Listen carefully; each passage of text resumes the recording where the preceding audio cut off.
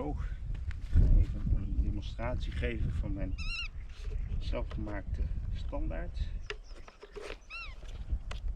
Dit is mijn zelfgemaakte standaard, gemaakt van een oude statiefpoot, 16 mm dik en 35 gram, dus het weegt niks. Ik moet daarvoor eerst de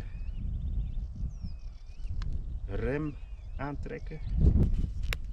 Dus dan doe ik hem hier even op de handrem. En dan plaats ik hem hierachter op de achtervork.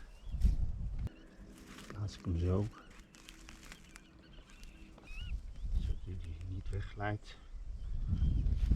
En dan staat hij. Deze dop is afkomstig van een trekkingstok. En hier heb ik een stukje binnenband, zodat ik het frame niet beschadig.